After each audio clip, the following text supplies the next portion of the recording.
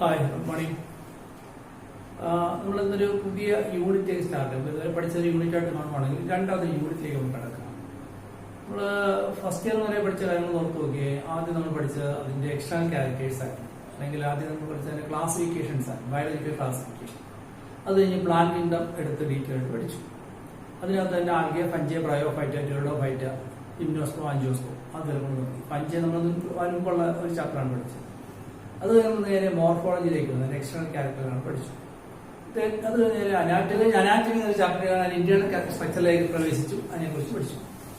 അത് കഴിഞ്ഞ് ഒരു സെല്ല് മാത്രം എടുത്തിട്ട് സെൽ യൂണിറ്റ് ഓഫ് ലൈഫ് എന്ന് പഠിച്ചു. അത് സെൽ ഡിവിഷൻ പഠിച്ചു അല്ലേ. അപ്പോൾ ഇത്രയും കാര്യങ്ങൾ പഠിച്ചു കഴിഞ്ഞപ്പോൾ എന്താ ചെടിയിൽ ബാക്കിയുള്ളത്? ഇനി ചെടിയിൽ ബാക്കിയുള്ളത് അവരുടെ റീപ്രൊഡക്ഷൻ എങ്ങനെ നടക്കുന്നു അല്ലേ. അത് നമ്മൾ അടുത്ത വർഷം പഠിക്കുന്നത്, ഒരു വർഷം പഠിക്കും. സെക്കൻഡ് ഇയർ ടോപ്പിക്കാണ് റീപ്രൊഡക്ഷൻ പ്ലാന്റ്സ്. അതിന് റീപ്രൊഡക്ഷൻ എന്താണെന്നൊരു ഏരിയ പഠിച്ചതിന് ശേഷം പിന്നെ റീപ്രൊഡക്ഷൻ പ്ലാൻ പഠിക്കും. ഈ ചെടി ഇതല്ലാതെ വേറെ കാര്യങ്ങളൊക്കെ ഉണ്ട്. ചെടികൾ ഫോട്ടോസിന്തസിസ് നടത്തുന്നുണ്ട്, ചെടികൾ റെസ്പിറേഷൻ നടത്തുന്നുണ്ട്, ചെടികൾ മൂവ്മെന്റ് നടത്തുന്നുണ്ട്, ചെടികൾ ജലവും ലവണവും വലിച്ചെടുക്കുന്നുണ്ട് അല്ലേ. അപ്പൊ ഇത്തരം കാര്യങ്ങളെല്ലാം കൂടെ ചേർത്ത് നമ്മൾ പഠിക്കുന്ന പേര് ചെടിയുടെ ജീവൽ പ്രവർത്തനങ്ങൾ എന്ന പേരില്ല. മറ്റേതല്ല നമ്മൾ അതിന്റെ ഘടനയെ കുറിച്ചാണ് പഠിച്ചുകൊണ്ടിരിക്കുന്നത്. ഇന്റേണൽ സ്ട്രക്ചർ, എക്സ്റ്റേണൽ സ്ട്രക്ചർ, സെല്ലിന്റെ സ്ട്രക്ചർ, സെല്ലിന്റെ ഡിവിഷൻ എങ്ങനെയാണ്. ഇനി നമ്മൾ പഠിക്കാൻ വന്നത് സെല്ലിന്റെ ജീവൽ പ്രവർത്തനങ്ങളാണ്. സോ വി ആർ പ്ലാന്റിന്റെ ജീവൽ പ്രവർത്തനങ്ങൾ. So we are studying about the life activities of plants. ഈ ലൈഫ് ആക്ടിവിറ്റീസിനെ കുറിച്ചുള്ള പഠനത്തിൽ പ്രത്യേക പേരിലാണ് ഫിസിയോളജി. ഫിസിയോളജി നമ്മൾ അനിമൽ ഫിസിയോളജി അല്ല പഠിക്കുന്നത്, plant physiology. So let's study about plant physiology. What's the word meaning physiology? It's a science, it is a branch of science which deals with the study of life activities അല്ലെങ്കിൽ life processes. അതാണ് ജീവൽ പ്രവർത്തനങ്ങളെ കുറിച്ചുള്ള പഠനമാണ് എന്ത് physiology. So physiology is A branch of science that deals with the study of life activities അല്ലെങ്കിൽ life processes. ജീവൽ പ്രവർത്തനങ്ങൾ, ജീവജാലങ്ങൾക്ക് ജീവൽ പ്രവർത്തനങ്ങളോട് നിങ്ങൾ ജീവനുണ്ട് തെളിവെന്താണ്? നിങ്ങൾ ശ്വസിക്കുന്നു, വളരുന്നു, ഊർജ്ജോൽപാദനം നടത്തുന്നു അല്ലെ, റീപ്രൊഡക്ഷൻ നടത്തുന്നു, ചലിക്കുന്നു. ഇതെല്ലാം നിങ്ങളുടെ ജീവൽ പ്രവർത്തനങ്ങളാണ്. ഇതെല്ലാം ചെടികൾ ചെയ്യുന്നുണ്ടോ? ഉണ്ട്, അവയെ നടത്തുന്നുണ്ട് അല്ലെ. ഇവയെല്ലാം കൂടെ ചേർത്ത് പഠിക്കുന്ന ശാസ്ത്രശാഖയാണ് എന്ത് ഫിസിയോളജി. പ്ലാന്റിന് ഫിസിയോളജി അല്ല ഫിസിയോളജി നമ്മുടെ വ്യത്യാസമാണ് അല്ലെ. എന്ത് വ്യത്യാസമുള്ളത്? പ്ലാന്റിനെ ഓടി നിന്ന് ഭക്ഷണം സമ്പാദിക്കാൻ ഒക്കില്ല അല്ലെ, അത് സ്വയം ഉണ്ടാക്കിയെടുക്കണം. അനിമൽ എങ്ങനെയാണ്? സ്വയം ഉണ്ടാക്കത്തില്ല, പ്ലാന്റ് ഉണ്ടാക്കിനെ ആശ്രയിച്ച് ജീവിക്കുകയാണ് ചെയ്യുന്നത്. പിന്നെ അനിമൽസിന് ചലിക്കാനുള്ള കഴിവുണ്ട്, പ്ലാന്റ് ചലിക്കാനുള്ള കഴിവില്ല. പ്ലാന്റ്സിന് ഒരു സർക്കുലേറ്ററി സിസ്റ്റം ഇല്ല, അനിമൽസിന് സർക്കുലേറ്ററി സിസ്റ്റം ഉണ്ട്. പ്ലാന്റ്സിന് ഒരു ന്യൂറോ മോട്ടോർ സംവിധാനമില്ല, അനിമൽസിന് അതുണ്ട്. ന്യൂറോളജിക്കൽ മൂവ്മെന്റ് അല്ലെങ്കിൽ നെർവസ് സിസ്റ്റം അല്ലെ, ഒരു സ്കെലിറ്റൽ സിസ്റ്റം, ഒരുപാട് ഡിഫറൻസ് ഉണ്ട്. അതുകൊണ്ട് ഹൈബ്രിഡ്സ് വ്യത്യാസം പറ്റിയിരിക്കും. നമ്മൾ അതിനെ കുറിച്ചാണ് പഠിക്കുന്നത് അല്ലേ. So what is physiology? Physiology is the study of life activities. So plant എന്താ നോക്കുക? പ്ലാന്റിന് ഒരു സർക്കുലേറ്ററി സിസ്റ്റം ഇല്ല. ചാപ്റ്റർ തുടങ്ങുന്നത് എങ്ങനെയാണ്? പ്ലാന്റിന് ഒരു സർക്കുലേറ്ററി സിസ്റ്റം ഇല്ല അല്ലേ. അപ്പൊ നിങ്ങൾക്ക് നെറ്റിന് മുറിവ് ഉണ്ടാവുകയാണെങ്കിൽ ഒരു ഇഞ്ചക്ഷൻ നെറ്റിൽ തന്നെ എടുക്കേണ്ടത്തോളം എടുത്താലും മതി. കാരണം ബ്ലഡ് ഇങ്ങനെ കറങ്ങുന്നത് കൊണ്ട് ആ മരുന്ന് ബ്ലഡിലൂടെ ഇവിടെ എത്തിക്കോളും. ഇവിടെയുള്ള ബാക്ടീരിയകളെ നശിപ്പിക്കാനുള്ള ആന്റിബയോട്ടിക് ഒക്കെ ആണെങ്കിൽ അതിനെ പ്രവർത്തിച്ചു. അതേസമയം പ്ലാന്റിന് അങ്ങനെ no circulatory system. But plant has to carry main substances from one area to another അല്ലേ. ചെടിക്ക് വസ്തുക്കൾ ഒരു ഭാഗം മറ്റൊന്ന് കൊണ്ടുപോകേണ്ടതുണ്ട്. അതൊക്കെ എങ്ങനെ നടക്കും? ചെടികളുടെ ഭക്ഷണം ഉണ്ടാക്കുന്നത്, ഫോട്ടോസിന്തസിസ്, ചെടികളാണ് ജലവിളവ് കൊണ്ടുവന്നത്, ചെടികളാണ് റെസ്പിറേഷൻ നടത്തുന്നത്, ചെടികളാണ് ചലിക്കുന്നത്. അതെല്ലാം നമ്മൾ ചേർക്കാത്ത പഠിക്കും. മനസ്സിലായി? ചെടികൾ ചലനമുണ്ടോ? നിങ്ങൾ ചെടി ചലിക്കുന്നു, അങ്ങനെയാണെങ്കിൽ കിഴക്കുവശത്ത് ഇരിക്കുന്ന തെങ്ങ് വൈകിട്ട് പടിഞ്ഞാറ് വശത്ത് ഇരിക്കുമല്ലോ. അങ്ങനെയല്ല, ചലനം വേറെ, സഞ്ചാരം വേറെ. ചലിക്കാന്ന് വെച്ചാൽ ഞാൻ ഇവിടെ നിന്ന് ഇങ്ങനെ ആക്കുന്നതാണ് ചലനം, ഞാൻ അങ്ങോട്ട് നടന്നു പോകുന്നത് സഞ്ചാരം. ഒന്നിനെ വിളിക്കുന്ന ഒരു മൂവ്മെന്റ്, മറ്റേ വിളിക്കുന്ന ലോക്കോമോഷൻ. ചെടികൾക്ക് ലോക്കോമോഷൻ ഇല്ല, സമ്മതിച്ചു. ലോക്കോമോഷൻ എന്നൊരു പ്ലാന്റ് ഉണ്ട്, ക്ലാമറോമോണസ്, അത് പറയണ്ടായിരുന്നു. ചെടികൾക്ക് ലോക്കോമോഷൻ ഇല്ല, പക്ഷേ ചെടികൾ ചലനമുണ്ട്. ചെടികൾ ചലിക്കുന്നത് തന്നെ ചെടിയുടെ വളർച്ച തന്നെ ഒരു ചലനമാണ്. പിന്നെ സൂര്യകാന്തി, സൂര്യൻ നോക്കി അങ്ങോട്ട് നിൽക്കുന്നു, ഇങ്ങോട്ട് നിൽക്കുന്നു, പടിഞ്ഞോട്ട് നിൽക്കുന്നു. ചെടികൾ ഒരു വള്ളിയിൽ ചുറ്റിപ്പിടിച്ച് വളരുന്നു, പൂക്കൾ വിടരുന്നു അല്ലെ, ഇലകൾ വാടുന്നു, സൂര്യപ്രകാശം നേരെ ചെടികൾ വളയുന്നു. ഇതെല്ലാം ചെടികളുടെ ചലനമാണ് അല്ലെ. അപ്പൊ അതിനെക്കുറിച്ച് നമുക്ക് പഠിക്കാൻ പറ്റും. അത് ലാസ്റ്റ് ചാപ്റ്ററിൽ പഠിക്കും, പ്ലാന്റ് മൂവ്മെന്റ്. അപ്പൊ പറയുന്ന പോലെ നോക്കുന്ന plant has no circulatory system, but plant has to carry water up to the tip of the plant അല്ലെ. പ്ലാന്റിന് വെള്ളത്തെ എവിടെ വരെ കൊണ്ടുപോകുന്നത്? ചെടിയുടെ അഗ്രം വരെ കൊണ്ടുവരുന്നുണ്ട്. മാത്രമല്ല ഇറ്റ് ഹാസ് ടു ട്രാൻസ്പോർട്ട്. എന്തൊക്കെ ട്രാൻസ്പോർട്ട് ചെയ്യണം? It has to transport prepared food material from the region of synthesis to other part of the plant body. എവിടെയാണോ ഫുഡ് ഉണ്ടാക്കുന്നത് അവിടെ മറ്റു ഭാഗത്തേക്ക് കൊണ്ടുപോകണം. ഒന്ന് മണ്ണിലുള്ള ജലവും ലവണവും ചെടിയുടെ അഗ്രം വരെ എത്തണം, ഓരോ ഇലയിലും എത്തണം അല്ലേ, അത് വേണം. ചെടിയിലുള്ള ഹോർമോണുകൾ, പ്ലാന്റ് ഹോർമോണുകൾ ചിലപ്പോൾ ഇലയിലായിരിക്കും ഉണ്ടാവും, അതെല്ലായിടത്തും കൊണ്ടുകൊണ്ടിരിക്കുന്നു. അതുപോലെ മിനറലുകൾ മണ്ണിലാണ് കിടക്കുന്നത്, വലിച്ചെടുത്ത് മുകളിൽ കൊണ്ടുകൊണ്ടുവരുന്നത് അല്ലേ. അതുപോലെ പൊഴിയാറ ഇലയിൽ നിന്നും അങ്ങോട്ട് കൊടുത്ത ലവണങ്ങളെ തിരിച്ചെടുക്കണം. അങ്ങനെയുണ്ട്. ഒരു ഇലയ്ക്ക് പ്ലാന്റ് ഫുഡ് കൊടുത്തോണ്ടിരിക്കും, അല്ലെങ്കിൽ ഇല ശരിക്കും ആക്റ്റീവായിട്ട് നിൽക്കുമ്പോൾ അതിനകത്തുള്ള ഫുഡുണ്ട്. അപ്പം അതിൽ പൊഴിയാറാകുമ്പോഴേക്കും ആദ്യം നിന്നുള്ള ഫുഡെല്ലാം ചെടിഞ്ഞ് വലിച്ചെടുക്കും. ഇപ്പോൾ പൊഴിച്ചിടുന്ന നിലയല്ലേ എന്തിനാണ് ഫുഡ്, പരമാവധി ഫുഡിന് വലിച്ചെടുക്കുമ്പോഴത്തേക്ക് അത് കൂടുതൽ കൂടുതൽ നശിച്ചങ്ങ് പോവുക ചെയ്യും. അങ്ങനെയുള്ള ഒരുപാട് പരിപാടികൾ എന്ത് ചെയ്യുന്നുണ്ട്, പ്ലാന്റ് ചെയ്യുന്നുണ്ട്. സോ എന്തൊക്കെ നോക്കൂ, plant has to move water, minerals, growth hormones, organic nutrients etcetera, ഇതെല്ലാം ഒരു ഭാഗത്തു നിന്നും മറ്റു ഭാഗത്തേക്ക് കൊണ്ടുപോകുന്നുണ്ട്. And there are two type of movements. ഒന്ന് ഷോർട്ട് ഡിസ്റ്റൻസ് മൂവ്മെന്റും മറ്റൊന്ന് ലോങ് ഡിസ്റ്റൻസ് മൂവ്മെന്റ്. എന്താ നോക്കൂ, രണ്ടൊരു മൂവ്മെന്റ് ആണ് പ്ലാൻ ചെയ്യുന്നത്. ഒന്ന് ഷോർട്ട് ഡിസ്റ്റൻസ് മൂവ്മെന്റ്, മറ്റൊന്ന് long distance movement.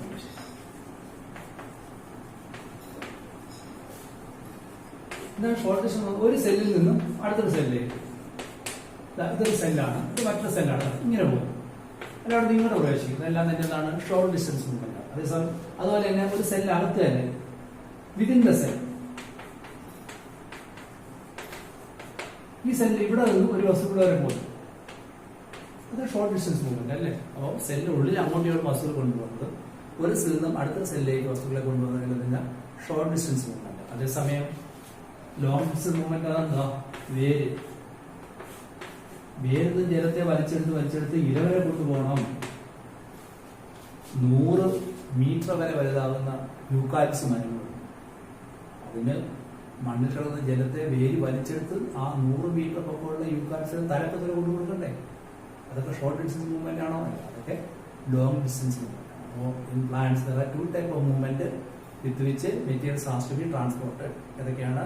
Short distance മൂവ്മെന്റും ലോങ് ഡിസ്റ്റൻസ് മൂവ്മെന്റും. ഒരു സെല്ലിൽ നിന്ന് മറ്റു സെല്ലിലേക്ക് കൊണ്ടുപോകുന്നത് ഷോർട്ട് ഡിസ്റ്റൻസ് മൂവ്മെന്റ് ആണ്. ഒരു സെല്ലിൽ നിന്ന് ഒരു ഭാഗത്തേക്ക് ആ സെല്ലിൽ മറ്റു ഭാഗത്തേക്ക് കൊണ്ടുപോകുന്നത് ഷോർട്ട് ഡിസ്റ്റൻസ് മൂവ്മെന്റ് ആണ്. പക്ഷെ വേരിൽ നിന്ന് മുകളിലേക്ക് കൊണ്ടുപോകുന്നത് ലോങ് ഡിസ്റ്റൻസ് മൂവ്മെന്റ് ആണ്. ഇനി ഇലയിലുണ്ടാക്കിയ ഫുഡ് താഴെ കൊണ്ടുവരണം. അരച്ചിരിക്കാൻ ഇലയിലല്ലേ ഫുഡ് ഉണ്ടാകുന്നത്, അത് സ്റ്റോർ ചെയ്തപ്പോഴാണ് വേരിലല്ലേ, അപ്പോൾ താഴെ കൊണ്ടുവരണം. അപ്പോൾ ഇതെല്ലാം തന്നെ എന്താണ്, ലോങ് ഡിസ്റ്റൻസ് മൂവ്മെന്റ് ആണ്. അതാണ് പഠിക്കുന്നത്. സോ ഷോർട്ട് ഡിസ്റ്റൻസ് എങ്ങനെ മൂവ്മെന്റ് നടക്കുന്നു, ലോങ് ഡിസ്റ്റൻസ് മൂവ്മെന്റ് എങ്ങനെ, അതാദ്യം പറയുന്നത്. സോ ഇപ്പം തന്നെ ഞാൻ പറഞ്ഞെന്താണ്, എല്ലാം വീണ്ടും പറയേണ്ട കാര്യമില്ല. Study of life activities or life process called physiology. Plant circular system ഇല്ല, എന്നാലും ചെടിക്ക് ഒരുപാട് വസ്തുക്കൾ അങ്ങോട്ട് കൊണ്ടുപോകണം. ഒരുപാട് വസ്തുക്കളാക്കാന്ന് വെച്ചാൽ water, minerals, prepared food material, അതുപോലെ തന്നെ പ്ലാന്റ് ഹോർമോൺസ് എല്ലാം തന്നെ ഒരു ഭാഗത്ത് മറ്റു ഭാഗത്തും കൊണ്ടുപോകുന്നുണ്ട്. ഇങ്ങനെ കൊണ്ടുപോകുന്നതിന് നമ്മൾ രണ്ടായിട്ട് എന്തിരിക്കാം, ഒന്ന് ഷോർട്ട് ഡിസ്റ്റൻസ് മൂവ്മെന്റ്, ഒരു സെല്ലിൽ നിന്നും മറ്റൊരു സെല്ലിലേക്ക്, അല്ലെങ്കിൽ ഒരു സെല്ലിന്റെ ഒരു ഭാഗത്തു നിന്നും ആ സെല്ലിൽ നിന്ന് മറ്റൊരു ഭാഗത്തേക്ക്. ഒരു വീട്ടിൽ അടുത്ത വീട്ടിലേക്ക് വസ്തു കൊണ്ടുപോകുന്നു, ഷോർട്ട് ഡിസ്റ്റൻസ് മൂവ്മെന്റ്, തൊട്ടടുത്തുള്ള ആൾക്കാർ. പിന്നെ അടുക്കളയിൽ നിന്നും പിന്നെ ഡൈനിങ് ഹാളിലേക്ക് കൊണ്ടുവരും, അതും വീട്ടിനകത്തുള്ള മൂവ്മെന്റ് അല്ല, അതൊരു ഷോർട്ട് ഡിസ്റ്റൻസ് മൂവ്മെന്റ് ആണ്. അതേപോലെ എന്നാൽ ഈ വീട്ടിൽ നിന്ന് വസ്തു കൊണ്ടുവന്ന് അടുത്ത പഞ്ചായത്ത് കൊണ്ടുപോകുന്നത് ലോങ് ഡിസ്റ്റൻസ് ആണ്. അത് എടുത്തു കഴിഞ്ഞാൽ വേരിൽ നിന്ന് ജലവെള്ളം ഇല വരെ കൊണ്ടുപോകുന്നത്, മുകളിലേക്ക് കൊണ്ടുപോകുന്നത് ലോങ് ഡിസ്റ്റൻസ് മൂവ്മെന്റ് ആണ്. എന്നാൽ ഒരു സെല്ലിൽ നിന്നും അടുത്ത സെല്ലിലേക്ക്, ആ സെല്ലിന്റെ ഒരു ഭാഗത്ത് നിന്ന് മറ്റു ഭാഗത്തേക്ക് കൊണ്ടുപോകുന്നത് ഷോർട്ട് ഡിസ്റ്റൻസ് മൂവ്മെന്റ് ആണ്. മനസ്സിലായല്ലോ? ഇനി നോക്കി ഷോർട്ട് ഡിസ്റ്റൻസ് മൂവ്മെന്റ് എങ്ങനെ നടക്കുന്നു അത് ചിന്തിക്കും.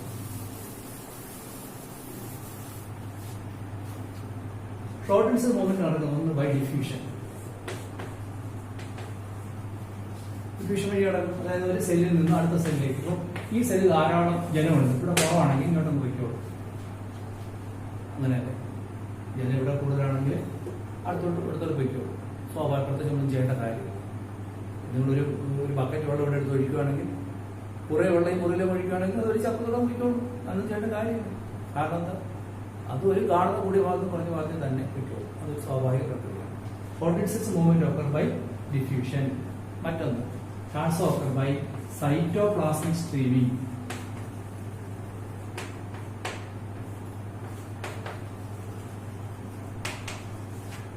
വേറെ സൈക്ലോസിസ്. സൈക്ലോസിസ് എന്ന് അഥവാ ബ്രൗണിയൻ മൂവ്മെന്റ് എന്ന് വിളിക്കാറുണ്ട്.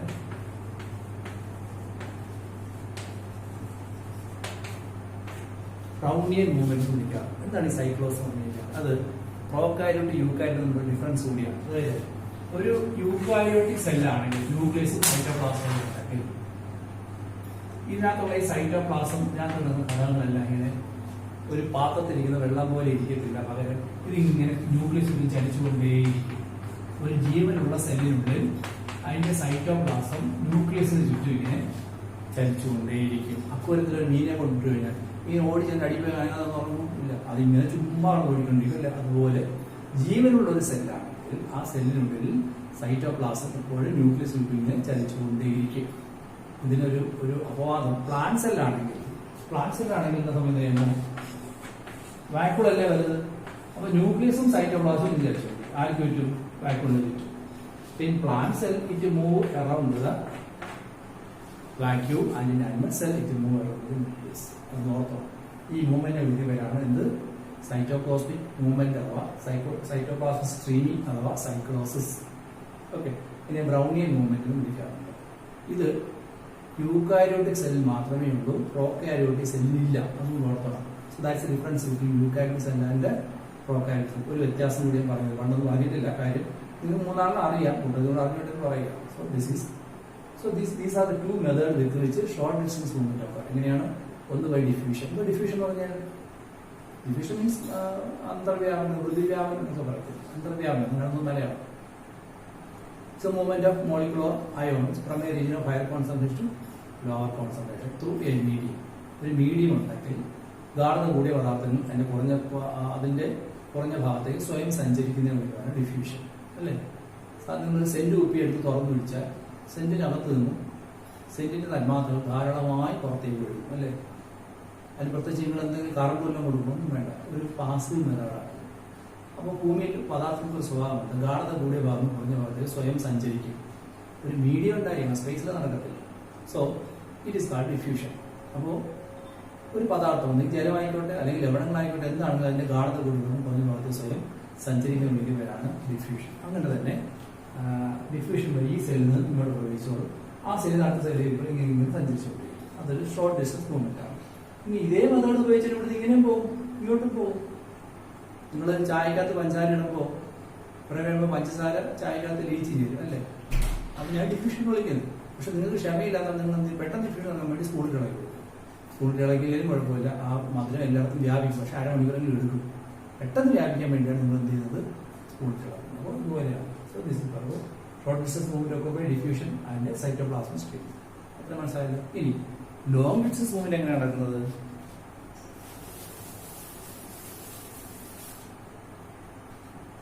Long distance movement.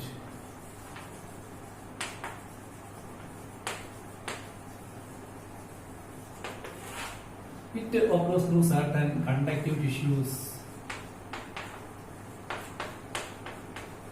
അത് കണ്ടക്റ്റീവ് ടിഷ്യൂസിലാണ് നടക്കുന്നത്. ഏതൊക്കെയാണ് കണ്ടക്റ്റീവ് ടിഷ്യൂസ്? ഒന്ന് സൈലം ആൻഡ് ഫ്ലോയം.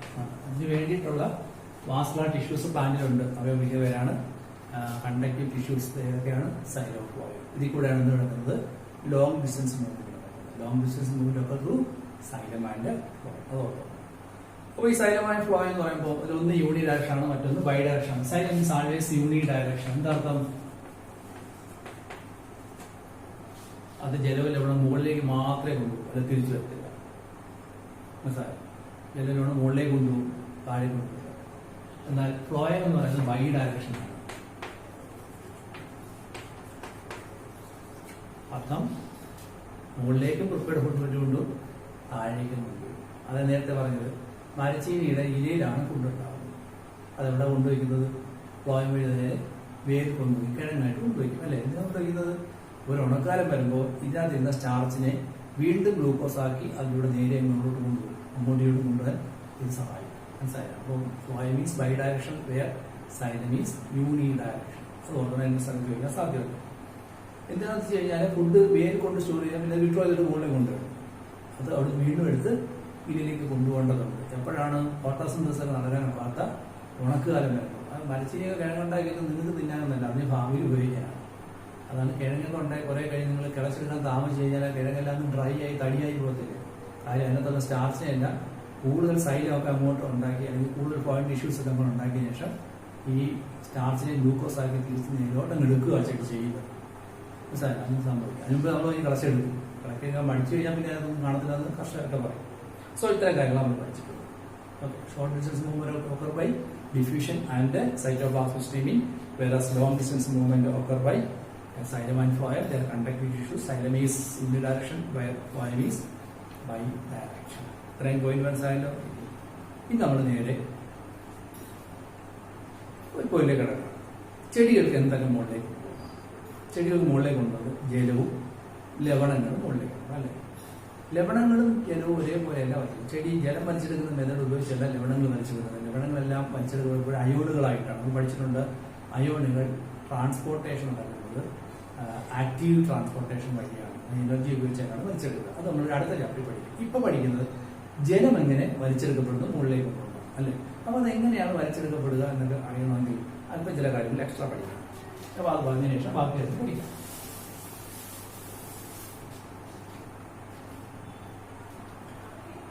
എന്തറിയാം, വേരാണ് ജലത്തെ വലിച്ചെടുക്കുന്നത് അല്ലേ. വേരാണ് ജലത്തെ വലിച്ചെടുക്കുന്നത്. അപ്പൊ അതിന് മുൻപ് ഒരു ചെടി വരയ്ക്കണം. ഇല ഞാൻ ഇങ്ങനെ കട്ട് ചെയ്യാണ്. ഇങ്ങനെ മുകളിലേക്ക് ഉണ്ട്. ഇത് വേര്.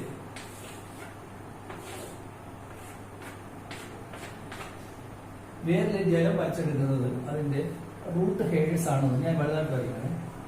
റൂട്ട് ഹെയർസ് ഒരു റൂട്ടുകാരാണ്. എപ്പിഡെർമിസിന്റെ യൂണിസെല്ലർ ഔട്ട്ഗ്രോത്ത് ആണ് റൂട്ട് ഹെയർസ്. ഇതിന്റെ ക്രോസ് സെക്ഷൻ ഞാൻ പണ്ട് പറഞ്ഞിട്ടുള്ളതാണ്. ഇത് എപ്പിഡെർമിസിന്റെ ഔട്ട്ഗ്രോത്ത് ആണ്. ഇതാണ് എപ്പിഡെർമിസ്. എപ്പിഡെർമിസ് പുറത്തേക്ക് കാണുന്ന ഗ്രോത്തുകളാണെന്ന് യൂണിസെല്ലർ ഔട്ട്ഗ്രോത്തുകളാണ് റൂട്ട് ഹെയർസ്. ഈ റൂട്ടുകാരാണ് വലിച്ചത്. അത് കഴിഞ്ഞാൽ നടുക്കൂടെ എന്ത് വേണം, സൈലോ ഫ്ലോയം പോകും അല്ലെ. ഞാനിപ്പോ സൈലോ അടിച്ചത് ഏരിയയിലേക്ക് പോകും.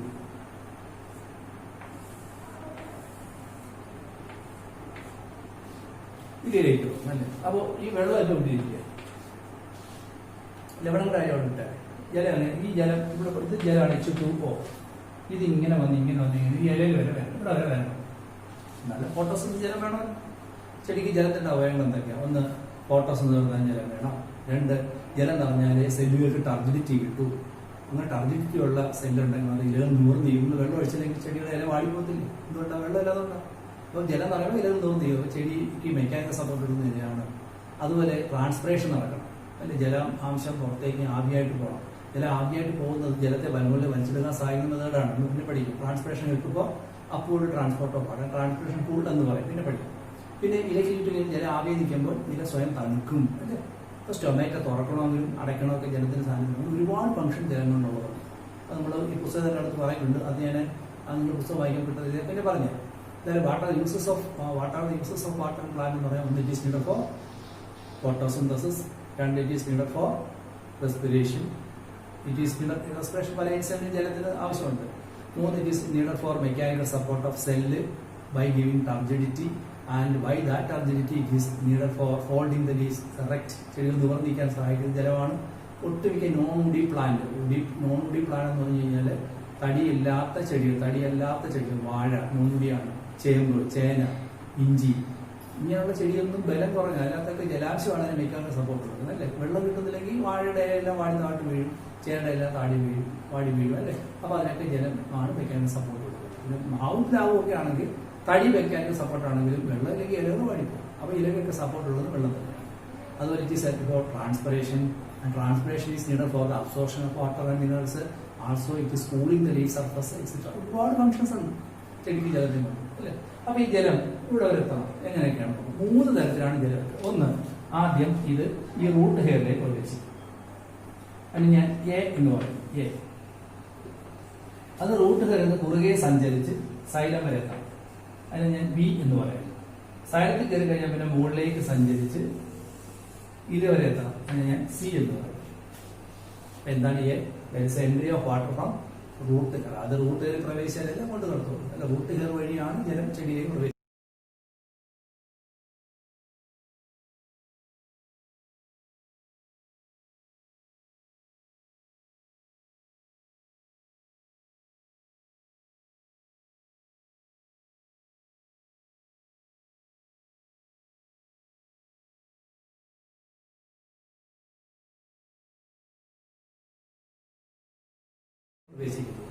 അപ്പോൾ റൂട്ടുകളെ പ്രവേശിക്കുന്ന A is called absorption of water.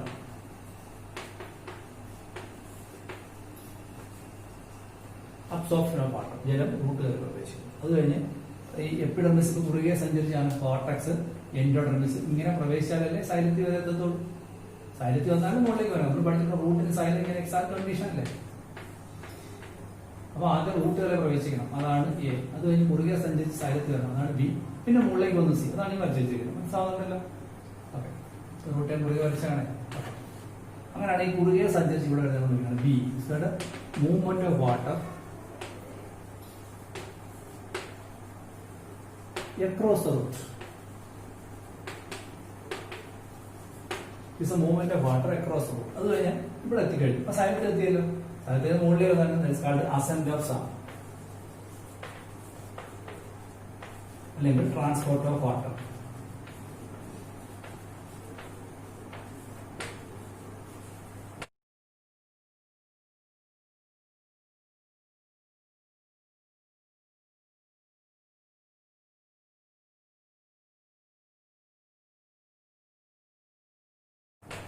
ഇതാണ് സി, അസെന്റ് ഓഫ് സാപ്പ് അഥവാ ട്രാൻസ്പോർട്ടേഷൻ ഓഫ് വാട്ടർ. നിങ്ങൾ നോക്കിയേ, ജലം റൂട്ടുകളിലേക്ക് പ്രവേശിക്കുന്നത് അബ്സോർപ്ഷൻ ഓഫ് വാട്ടർ.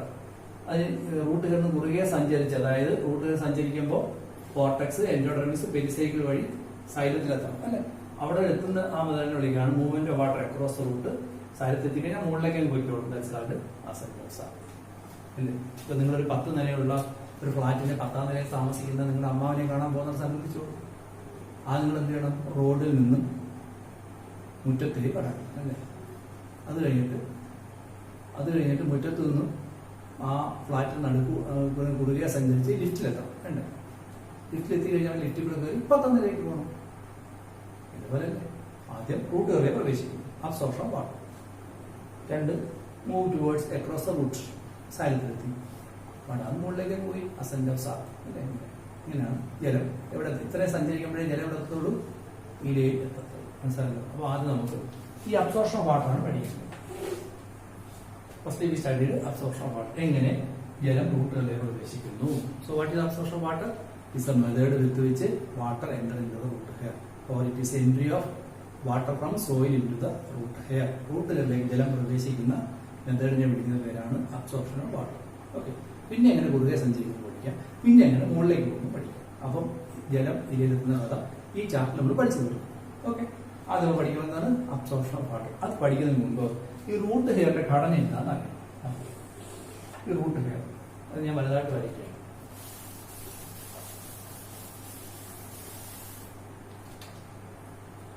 റൂട്ട്, ഇതാണ് റൂട്ട് ഹെയർ പറഞ്ഞു. അപ്പോൾ ഇത് എപ്പിഡെർമിസ് ആണ്. അത് കഴിഞ്ഞാൽ കോർട്ടക്സ്, നേരെയുള്ള പോവാണ് അല്ലേ. ഈ റൂട്ട് ഹെയർ വളരെ വലുതായിട്ട് വരച്ചു കഴിഞ്ഞാൽ it will be like this.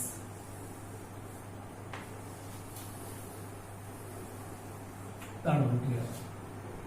അടുത്ത എപ്പിഡെർമിസിൽ അത് കഴിഞ്ഞാൽ റൂട്ട് ഹെയർ അകത്തായിട്ട് തന്നെ കാണുന്നത് എന്താണ്?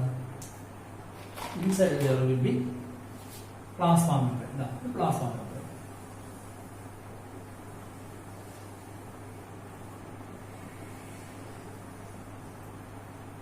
അപ്പോൾ ഇതെന്തായിരിക്കും? സൈറ്റോപ്ലാസം. ഇതെന്തായിരിക്കും? ന്യൂക്ലിയസ്. ഇത് സെൽ വാൾ, ഇത് പ്ലാസ്മ മെംബ്രെയിൻ, ഇത് വാക്യൂൾ. പക്ഷെ വാക്യൂൾ ഇങ്ങനെ നീണ്ടു കിടക്കും കേട്ടോ. അങ്ങനെയല്ല, ഒരു സെല്ല് നീണ്ടതാണോ വാക്യൂൾ നീണ്ടു കിടക്കും. So this is vacuole. Okay, vacuole. ഇവിടെ നമുക്ക് 2 സ്പേസ് പറയാം, അത് ഓർത്തോണം. ഇത് സെൽ വാളും പ്ലാസ്മ മെംബ്രെയിനും ഇടയ്ക്കുള്ള ഈ സ്പേസിനെ വിളിക്കുകയാണ് outer space. The space between cell wall and plasma membrane is called outer space. അത് കഴിഞ്ഞാൽ ഇത് സൈറ്റോപ്ലാസമാണ്, ഇത് വാക്യൂളാണ്. അല്ലെങ്കിൽ സൈറ്റോപ്ലാസത്തിലെ വാക്യൂളിലുള്ള സ്പേസ് ആണ് ഇന്നർ സ്പേസ്. Inner space. ഈ സെൽ വാളിൽ കൂടെ ഏത് വസ്തുവിനും കടക്കാം. Any material can pass through the cell wall. Cell wall ഒരു പെർമിയബിൾ മെംബ്രെയിൻ ആണ്. ജലം കിടക്കും, ലവണങ്ങൾ കിടക്കും, വിഷവസ്തുക്കളെല്ലാം കടന്നു നോക്കിക്കോട്ടെ. ചെടി നിൽക്കുന്ന മണ്ണിലെ വിഷങ്ങളൊക്കെ കാണും, അതൊക്കെ എന്ത് സെൽ വാൾ വഴിയും കിടക്കും. Cell body is A permanent member. It allows the passage of every material. പക്ഷെ ഇന്നൊരു ആന കടന്നു പോകുന്നല്ല അർത്ഥമില്ല. വെള്ളത്തിൽ ലയിച്ചു പോകുന്ന, അല്ലെങ്കിൽ അയോണുകളായി കടന്നു പോകുന്ന, അല്ലെങ്കിൽ വെള്ളത്തിൽ ലയിക്കുന്ന ലവണങ്ങളെല്ലാം തന്നെ കടന്നു പറ്റുള്ളൂ. അപ്പോൾ അങ്ങനെ എല്ലാ വസ്തുക്കളും കടത്തുന്ന മെമ്പറൈനാണ് ആര്? Cell wall. പക്ഷേ പ്ലാസ്മ മെമ്പറൈനോ ഒരു സെലക്റ്റീവ്ലി പെർമനന്റ് മെമ്പറൈനാണ് അല്ലേ? അങ്ങനെയാണെങ്കിൽ അതുവഴി കടന്നു പോകണമെങ്കിൽ ജലത്തിന് കടന്നു പോകാം, ലവണങ്ങൾക്ക് കടന്നു പോകണം, അതായത് അയോണുകൾ കടന്നു പോകണമെങ്കിൽ അത് പാസീവായിട്ട് മാനവത്തിൽ അങ്ങനെ ആക്റ്റീവായിട്ട് മാത്രമേ കടന്നു പോകൂ. മനസ്സിലായല്ലോ? അപ്പോൾ ഒരു അയോണിനെ സംബന്ധിച്ചോളം സെൽ വാൾ കടന്നു പോകുന്നത് പാസീവായിട്ടാണ്. ജലം പാസീവായിട്ട് പറ്റുള്ളൂ. പ്ലാസ്മ മെമ്പറൈൻ വഴി ജലം പാസീവായിട്ട് പറ്റുള്ളൂ. എന്നാൽ അയോണിന് ഔട്ടർ സ്പേസിലേക്ക് കടക്കുന്നത് പാസീവായിട്ടും ഇന്നർ സ്പേസിലേക്ക് കിടക്കുന്നത് ആക്റ്റീവായിട്ടും ആയിരിക്കും. Inner space inside the cytoplasm or cell surface called inner space. ഇതൊന്നും പുസ്തകത്തിൽ കാര്യങ്ങളല്ല, ഷെൻഡേഴ്സ് വെക്കുന്നതാണ്.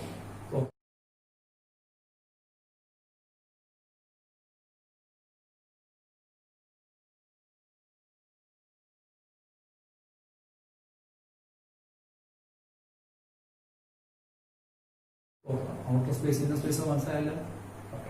ഇത് നമ്മൾ പഠിക്കാൻ പോകുന്നത് ഇവിടെ ഇരിക്കുന്ന ഈ ജലം എങ്ങനെ ഇവിടെ അല്ലേ പഠിക്കേണ്ടത്? It's called absorption of water അല്ലേ? The movement of water from soil into the root is called absorption of water. Okay, അതാണ് പഠിക്കാൻ പോകുന്നത്. ഇനി മനസ്സിലായല്ലോ. ഈ ചില കാര്യം പറയാം, ശ്രദ്ധിച്ചോ. വായിക്കാം, ഇത് വായിച്ചെടുക്കണം നിങ്ങൾ. Okay, inner space, outer space, movement of water, ഇതിന്റെ പേരാണ് അബ്സോർപ്ഷൻ ഓഫ് വാട്ടർ എന്നൊക്കെ ഞാൻ പറയും. This is absorption of water. Movement of water from soil into the root here is called absorption of water.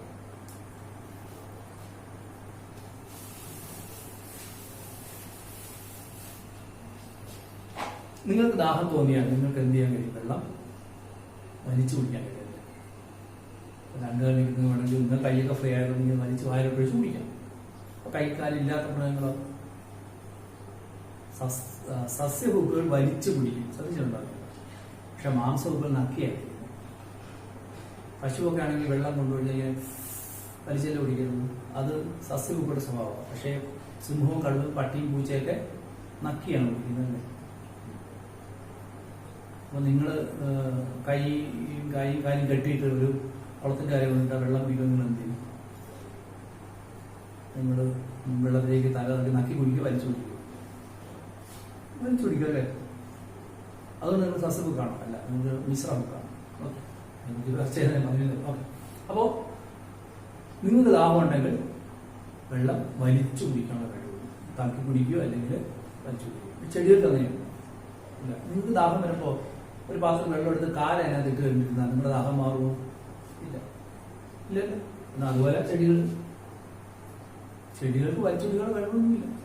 ദാഹം വന്നാൽ നിങ്ങൾ കാലെടുത്ത് വെള്ളത്തിലിട്ട് ദാഹം മാറ്റാൻ ഒക്കത്തിൽ നിങ്ങൾക്ക് ഉറപ്പായിട്ട് അറിയാം. പക്ഷേ ചെടികൾ ചെയ്യുന്ന അങ്ങനെയാണ്. ചെടികൾ നിൽക്കുന്ന മണ്ണിൽ നിങ്ങൾ വെള്ളം ഒഴിച്ചു കൊടുക്കുന്നു. ചെടികൾക്ക് വെള്ളം വലിച്ചെടുക്കാനുള്ള കഴിവില്ല. വെള്ളം തന്നെ കയറുകയാണ് ചെയ്യുന്നത്. വെള്ളം തന്നെ കയറുകയാണ് ചെയ്യുന്നത്, അല്ല വലിച്ചെടുക്കാനുള്ള കഴിവില്ല.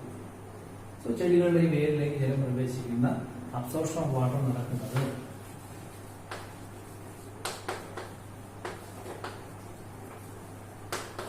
നാല് ഫിസിക്കൽ ഫിനോമിനൻ കൊണ്ടാണ്.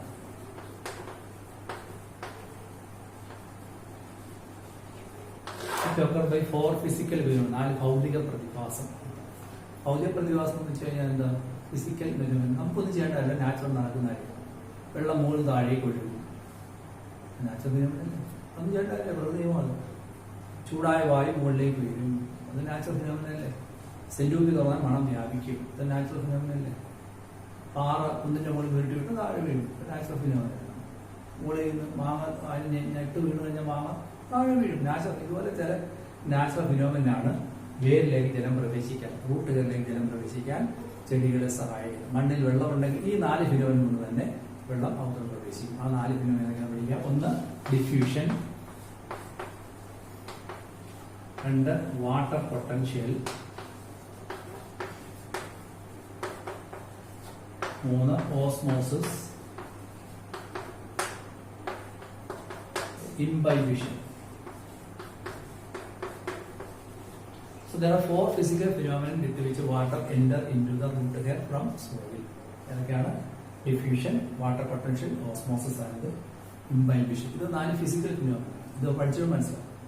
ഇത് തന്നെ വേര് വേരിന്റെ റൂട്ട് ഹെയറിലേക്ക് തന്നെ വെള്ളം പോകും. നിങ്ങൾ അറിയണം, ചെടിയുടെ ജലം വലിച്ചെടുക്കുന്ന ഭാഗം വേരല്ല, വേരിലുള്ള മൈക്രോസ്കോപ്പിക് ആയിട്ടുള്ള യൂണിറ്റ്സിലുള്ള ഔട്ട്ഗ്രോത്തുകളാണ്. ഇതിനാണ് നമ്മൾ റൂട്ട് ഹെയർ എന്ന് വിളിക്കുന്നത്.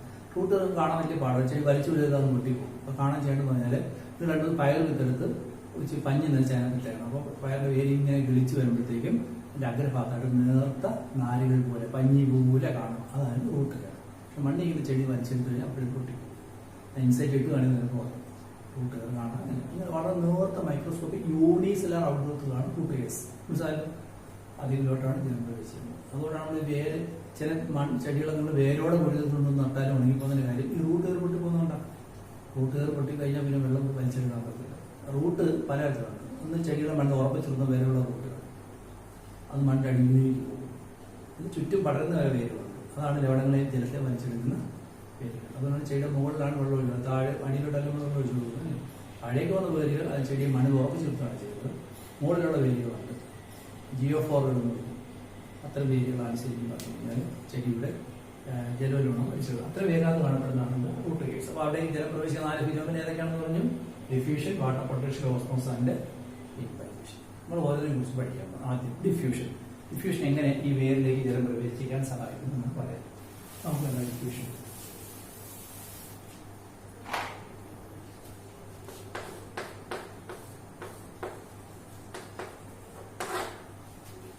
It is a movement of iron or molecule from a region of higher concentration to lower concentration. It is a movement of molecule or ion from a region of fixed higher concentration to lower concentration. ആദ്യം എന്താണെന്ന് പറയാം, പിന്നെ ഇവിടെ എങ്ങനെ സഹായിക്കുന്നു പറയാം. അതായത് നമ്മൾ സെന്റ് കുപ്പി അടച്ചു വെച്ചിരിക്കുകയാണെങ്കിൽ, അടച്ച് സെന്റ് കുപ്പിന്റെ തന്മാത്രകൾ ഞെരുങ്ങിയിരിക്കുകയാണ് അല്ലേ? സെന്റിന്റെ തന്മാത്രകൾ ഞെരുങ്ങിയിരിക്കുകയാണ്. നിങ്ങളുടെ അടപ്പം കൊണ്ട് തുറന്ന് മാറ്റാൻ താമസം ഒറ്റച്ചാണ്. സെന്റിന്റെ തന്മാത്രകൾ ഇങ്ങനെ വ്യാപിച്ചുകൊണ്ടിരിക്കും. ഇതുവരെ till the molecule at the atmosphere become equal. അല്ലെങ്കിൽ തന്നെ തീർന്നത് തുറന്നു വെച്ചാൽ മൊത്തം മോളിൽ പോകില്ല. അപ്പോൾ തന്മാത്രകൾ എവിടെ സഞ്ചരിക്കും, അല്ലെങ്കിൽ എതുവരെ സഞ്ചരിക്കും? ടിൽ ഇറ്റ് ബിക്കം ഈക്വൽ ആയിട്ട് എവരി പേർ. ഒരു മുറിക്കകത്ത് തുറന്നു വെച്ചാൽ മുറിയെ മുഴുവൻ എല്ലായിടത്തും ഒന്നുവരെ വ്യാപിച്ചു കഴിയുമ്പോഴത്തേക്കും ഇതിന്റെ കോൺസെൻട്രേഷൻ എല്ലാവരും തുല്യമാകും. കുപ്പിക്കകത്തും തുല്യമാകും. കുപ്പിക്ക് പറ്റിപ്പോ വായു ഇങ്ങനെ നിറയുന്നത് പോലെ കുപ്പിയിൽ നിറഞ്ഞിരിക്കും. വായു എന്ത് നിൽക്കും? ഈ തന്മാത്ര അത് കുപ്പിയിൽ നിന്ന് പറ്റിപ്പോകും. മനസ്സിലായി? അപ്പോൾ till move from a region of higher concentration to lower concentration. നിങ്ങൾ എന്തൊക്കെ ചെയ്തോ? ഒന്നും ചെയ്തില്ല. ഇതാണ് diffusion. Okay, concentration lower concentration. Then what is the pressure behind the diffusion? Is called the diffusion pressure.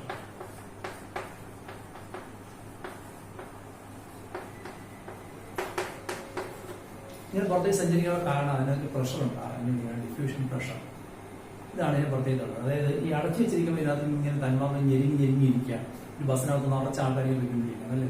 ഭയങ്കര ഞെരുക്കും. അപ്പം ബസ്സിനകത്ത് കുറച്ച് പേരെ ഉണ്ടെങ്കിൽ അവർ തമ്മിൽ ഇടിക്കുന്നില്ല. അപ്പോൾ അവിടെ ഒരു ഞെരുക്കം ഉണ്ടാക്കില്ല. പക്ഷെ ആൾ കയറുമ്പോൾ അവിടെ എന്ത് കൂടിക്കൊണ്ടിരിക്കും?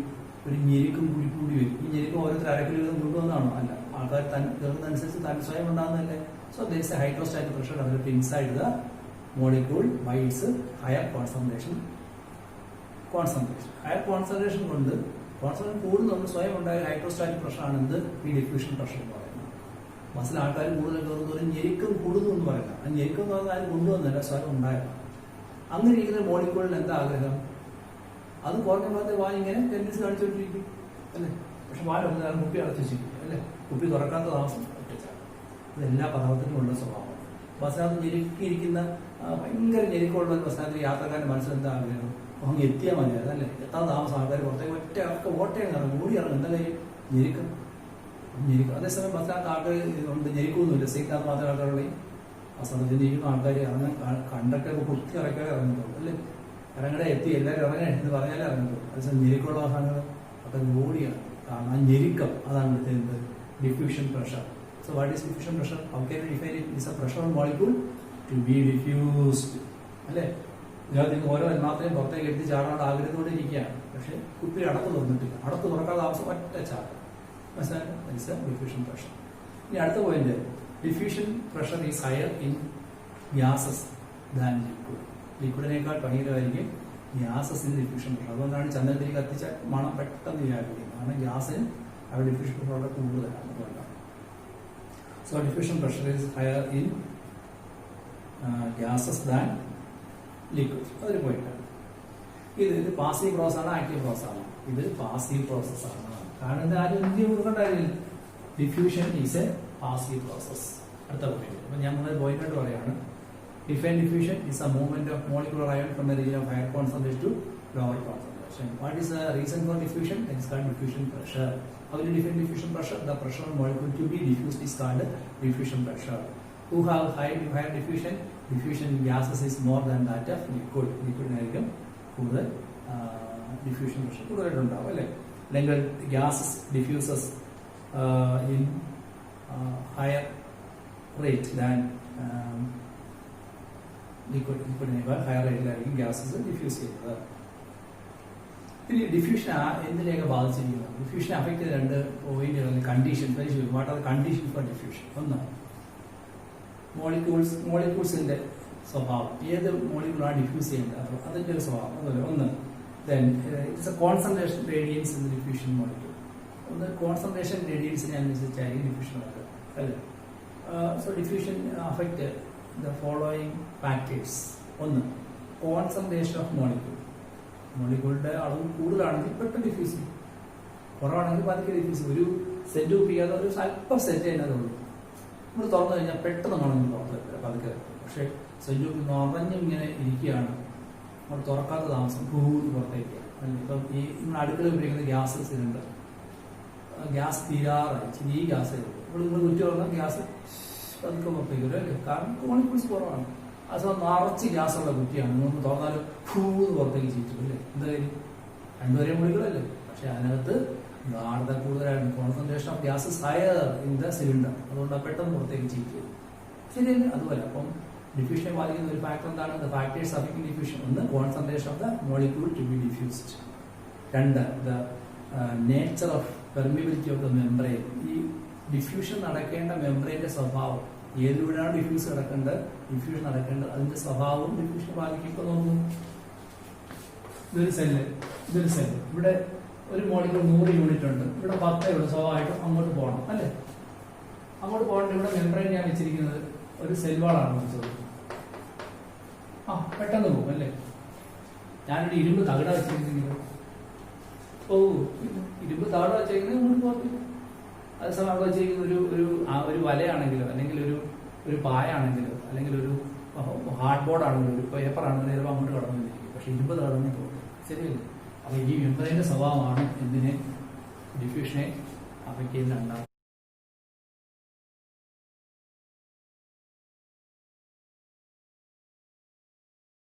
So what are the factors of diffusion? ഒന്ന്, കോൺസെൻട്രേഷൻ ഓഫ് ദ മോളിക്യൂൾ. രണ്ട്, nature of the permeability of the membrane. മൂന്ന്, temperature and pressure. Temperature pressure diffusion ബാധിക്കും അല്ലെ? നിങ്ങൾ ഉപ്പിനകത്ത് കുറച്ച് വെള്ളം എടുത്താൽ ഉപ്പ് കലക്കും, അല്ലെങ്കിൽ വീണ്ടും കലക്കും, കുറെ ഉപ്പിട്ട് കലക്കും, വീണ്ടും കുറെ ഉപ്പിട്ട് കലക്കുന്നില്ല. അതിന്റെ കാര്യം എന്താണ്? അതൊരു സാച്ചുറേറ്റഡ് സൊല്യൂഷൻ അല്ലേ? പൂരിതലായി അതിപൂരിതലായി എന്നൊക്കെ പഠിച്ചില്ലേ? അതുപോലെയാണ്. ഉപ്പ് കലങ്ങുന്നതേ ഇല്ല എൻ്റെ അർത്ഥം. അതിനകത്ത് ഉപ്പിന്റെ മോളിക്യൂൾസ് എല്ലായിടത്തും എത്തി കഴിഞ്ഞു. ഇനി അതിനകത്തൊന്നും സാധനമില്ല. നിങ്ങൾ ആ വെള്ളം ചൂടാക്കി കൊടുക്കും, ആ ഉപ്പ് കരിഞ്ഞ് തരും അല്ലേ? അപ്പോൾ ചൂടായിടത്ത് ഡിഫ്യൂഷൻ്റെ റേറ്റ് കൂടും അല്ലേ? പ്രഷറും അതിനെ അഫക്ട് ചെയ്യുന്ന ഘടകമാണ്. പ്രഷർ കൊണ്ട് നമുക്ക് ഡിഫ്യൂഷൻ കൂട്ടാൻ കഴിയും. മനസ്സിലായി? അപ്പോൾ what are the factors affecting diffusion? ഒന്ന്, കോൺസെൻട്രേഷൻ മോളിക്യൂൾ. രണ്ട്, പെർമിബിലിറ്റി ഓഫ് ദ മെംബ്രെയിൻ. മൂന്ന്, ടെമ്പറേച്ചർ ആൻഡ് പ്രഷർ. ഇതിൽ പരീക്ഷ ചോദിച്ചതാണ് ഫാക്ടേഴ്സ് അഫക്റ്റിംഗ് ഡിഫ്യൂഷൻ.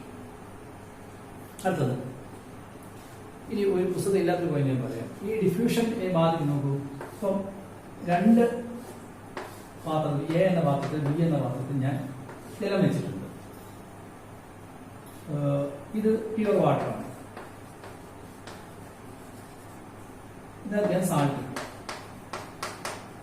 ഈ പ്യുവർ വാട്ടർ ആയിരിക്കും ഹൈ ഡിഫ്യൂഷൻ പ്രഷർ. സാൾട്ട് ഇടുന്നതോടും അത് ലോ ഡിഫ്യൂഷൻ പ്രഷർ ആയിരിക്കും.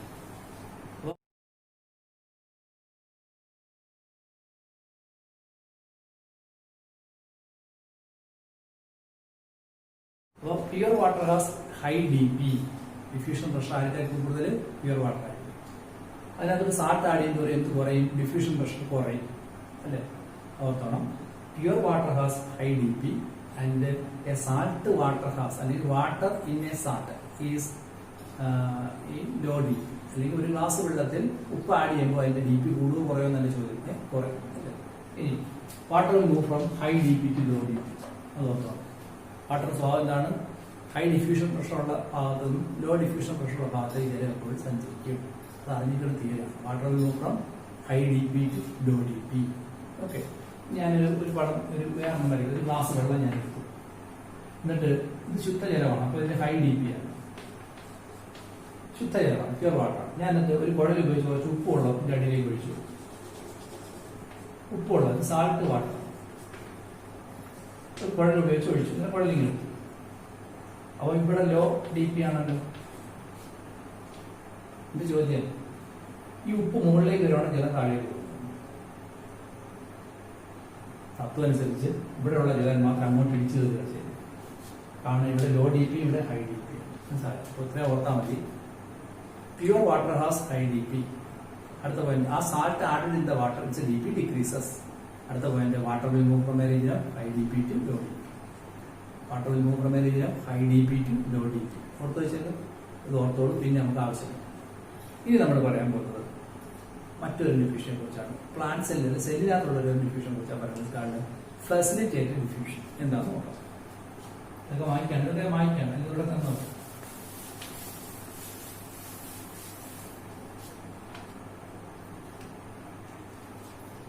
ഇത് നിങ്ങൾ പഠിച്ചിട്ടുണ്ട്. പ്ലാസ്മ മെംബ്രെയിൻ ഘടനയാണ്. ഇത് plasma membrane.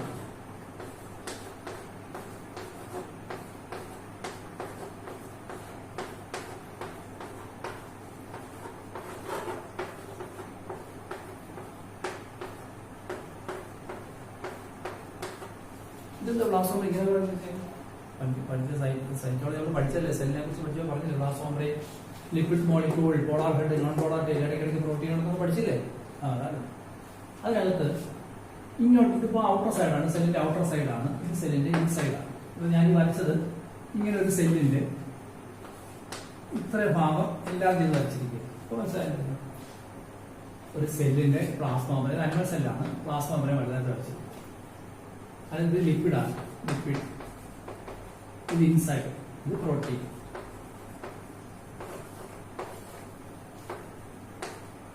Okay, plasma membrane പഠിക്കുമ്പോൾ ലിപ്പിഡ് ആൻഡ് പ്രോട്ടീൻ എന്നൊക്കെ പഠിച്ചു ഓർമ്മയുണ്ടല്ലോ. ഇവിടെ ഒരു വസ്തുണ്ട്, ഈ വസ്തുവിനകത്തോട്ട് കടക്കാം. ഇങ്ങോട്ട് കുറെ വസ്തു കടക്കുന്നുണ്ട്. ഒന്ന് വാട്ടർ ആണെങ്കിൽ ഈ കടന്നു വയ്ക്കും, വാട്ടറിനെ കടക്കും, പ്ലാസ്മയുടെ സ്വഭാവം. ഇനി ന്യൂട്രൽ മോളിക്യൂൾ ആണെങ്കിൽ കടത്തി കടന്നു, ചാർജ് ഒന്നുമില്ല, കടന്നു. ഇനി ലിക്വിഡ് സോല്യൂബിൾ മോളിക്യൂൾ ആണ്. ഇത് ലിക്വിഡ് അല്ലേ, ലിക്വിഡ് സോല്യൂബിൾ മോളിക്യൂൾ ലിക്വിഡ് കടന്ന പാടില്ല. ലിക്വിഡ് സോല്യൂബിൾ മോളിക്യൂളിന് കടക്കും. പക്ഷേ പ്രോട്ടീൻ വന്നു കഴിഞ്ഞാൽ, അല്ലെങ്കിൽ അയോണുകൾ വന്നു കഴിഞ്ഞാൽ, ചാർജ് മോളിക്യൂൾസ് അയോൺസ് ഒക്കെ വന്നു കഴിഞ്ഞാൽ അടുത്ത് വിടത്തില്ല. അപ്പൊ ആർക്കൊക്കെ ഈസി ആയിട്ട് കടന്നു പെട്ടോളൂ. Smallest substances diffuses fast and plasma membrane. Lipid soluble molecule can easily pass and plasma membrane is made up of lipid. അതുകൊണ്ട് ലിപ്പിഡ് സോല്യൂബിൾ മോളിക്യൂൾസ് കടന്നു. ഹൈഡ്രോഫിലിക് മെറ്റീരിയൽസ് എന്ന് വെച്ചാൽ വെള്ളത്തോട് അഭിനിച്ചുള്ള വസ്തുക്കൾ കടന്നു പറ്റത്തില്ല. കാരണം പ്ലാസ്മ മെംബ്രെയിൻ ഹൈഡ്രോഫോബിക് ആണ് അല്ലേ.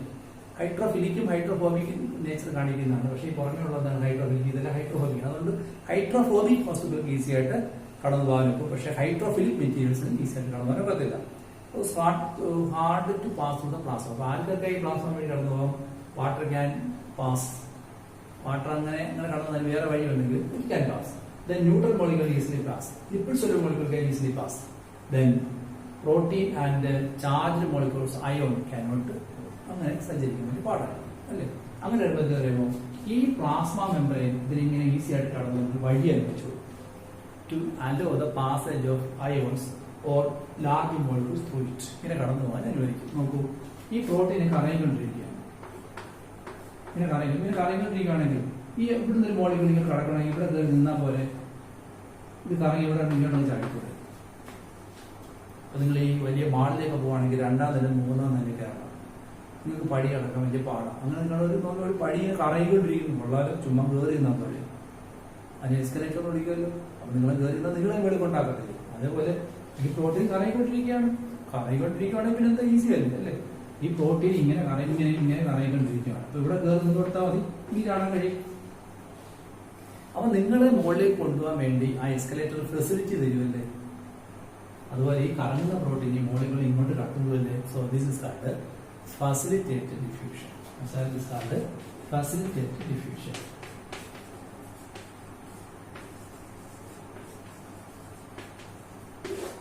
ചോദിക്കും പടം വന്ന് ചോദിക്കുന്നത് ഡിഫ്യൂഷൻ ആണ്. ഇവിടെ എനർജി വല്ല ചെലവായോ? ഇല്ല. It's A passive model. ഇത് പാസീവ്. ഇവിടെ മിക്ക പറയും അയോണുകളേക്ക് അല്ല കൊണ്ടുവന്നത്, മറ്റു മോളിക്യൂൾസിനെയും കൊണ്ടുവന്നത്. നോക്കാം നമുക്ക്. ഫസ്റ്റ് ഡിഫ്യൂഷൻ നോക്കിയോളൂ. Smaller substance can faster diffuse through the plasma membrane. Lipid molecule can move through the plasma membrane as it is made up of lipid. Then hydrophilic materials are hard to pass through the plasma membrane, and the protein in the plasma membranes are the site or way for the pass of molecules through it, acting as a protein channel. ഒരു protein ചാനലായിട്ട് പ്രവർത്തിക്കും. അപ്പോൾ ആ ചാനലായിട്ട് പ്രവർത്തിക്കുന്ന protein transport protein എന്നാണ് വിളിക്കുന്നത്. Transport protein.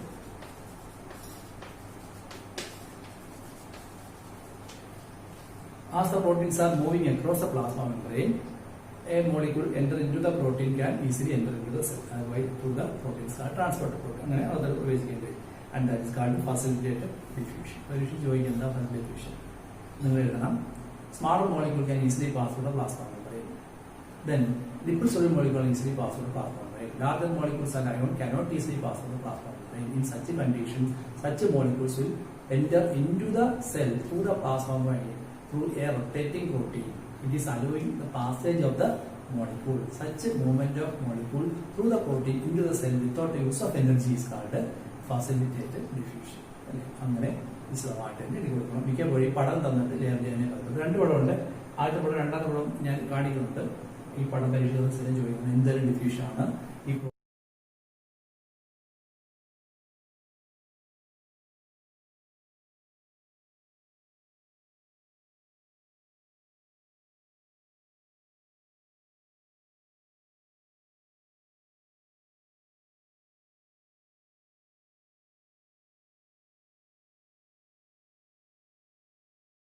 പ്രോട്ടീന്റെ പേരെന്ത്? എന്താണ്? Transporter protein. Okay, അത് ഓർത്തോളൂ. ഇവിടെ എനർജി വേണോ? വേണ്ട. Because it is a passive model അല്ലേ? ഇനി when all transporting proteins are engaged, the diffusion rate will be maximum അല്ലേ? ഇതുപോലെ ഒരു 50 പ്രോട്ടീൻ ഉണ്ടെന്ന് വെച്ചോളൂ. 50 പ്രോട്ടീൻ ഇങ്ങനെ കറങ്ങിക്കൊണ്ടിരിക്കുകയാണെങ്കിൽ ഒരുപാട് പേർക്ക് 30 കടന്നിരിക്കും. ഇപ്പൊ നിങ്ങളൊരു മാടി ചേർന്ന് ഒരു ഏണിയേ ഉള്ളൂ മേലോട്ട് കറക്കും. അപ്പോൾ ഒരു സമയത്ത് 5 പേര് കറക്കും. പക്ഷെ ഒരു 10 ഏണികളുണ്ടെങ്കിൽ 50 ഒന്നിച്ച് കയറിപ്പോയിക്കൂടെ? അതുപോലെയാണ് ഈ so many proteins are engaged, the diffusion will be very high. Then first diffusion allows only selected materials to pass. അങ്ങനെയാണ് ഈ ഫസ്റ്റ് ഡിഫ്യൂഷൻ എല്ലാ അവസരങ്ങളും നടക്കില്ല. To allow only the selected material to pass എന്ന് വെച്ച് കഴിഞ്ഞാൽ ചെടിക്ക് വേണ്ട. ഞാൻ ഇത് പ്ലാസ്മ മെംബ്രേനാണ്, സെൽവാളല്ല, ആവശ്യം മാത്രമേ ആദ്യം കടന്നുള്ളൂ. അപ്പോൾ വരുന്ന മോളികൾ ഏതാണെന്ന് നോക്കി ആവശ്യം ഉണ്ടെങ്കിൽ അകത്തോട്ട് കടക്കുന്ന ഒരു പ്രത്യേക സ്വഭാവം plasma membranes selectively permanent membrane. 4 membrane ഉണ്ട് ഇപ്പോൾ പറയാം. So selective permanent. ഇനി ചില പ്രോട്ടീനകത്ത് ചിലപ്പോൾ ലാർജ് ഓപ്പണിങ്സ് കാണും. Some proteins may have large openings. കറക്കമല്ല, ആ ഓപ്പണിംഗ് ഉണ്ടെങ്കിൽ പോറിങ്സ്. പോറിങ്സ് എന്നാണ് പറയുന്നത്. അപ്പം ഇത് കയറി അപ്പോൾ നിങ്ങൾ തന്നെ എസ്കലേറ്ററിലൂടെ മുന്നോട്ട് വരുമ്പോൾ ആ മനുഷ്യർക്ക് വലക്കും അല്ലേ? അതേസമയം വലിയൊരു ഫ്രിഡ്ജ് ഇതിവിടെ മുന്നോട്ട് കൊണ്ട് ഉണക്കുമോ? അതിനുവേണ്ടി ഇത്തരം മാളിനകത്ത് വേറെ ചില വലിയ ലിഫ്റ്റുകൾ കാണും. ആ ലിഫ്റ്റ് ഇവിടെ ഉണ്ടാകും അല്ലേ? അങ്ങനെയുള്ള ചില ഓപ്പണിംഗ് ഈ പ്രോട്ടീനകത്ത് കാണും. ആ പ്രോട്ടീനുകളാണ് പോറിൻസ്. Okay, what are porins? They are certain large opening found in the protein of plasma membrane through which large molecules up to the size of a small protein can pass. വലിയ molecules through the porine we can large molecules like a molecule up to the size of a small protein can pass. ഇത് ഈ പറഞ്ഞ ഇപ്പം ഒരാൾ പറയണോ ആദ്യം ഒരു കുട്ടിയാണെങ്കിൽ കയറി പോകാം. അപ്പൊ ആനയുടെ കുട്ടിയാണ്, അപ്പൊ അതിന് വലിപ്പം മനസ്സിലായല്ലേ? അപ്പൊ വലിയ മോളിക്കൂൾ അല്ലെങ്കിൽ അത് വലിയൊരു ജീവിക്ക് പോകാം. ഏത് ഒരു ആനക്കുട്ടിയുടെ അത്രയും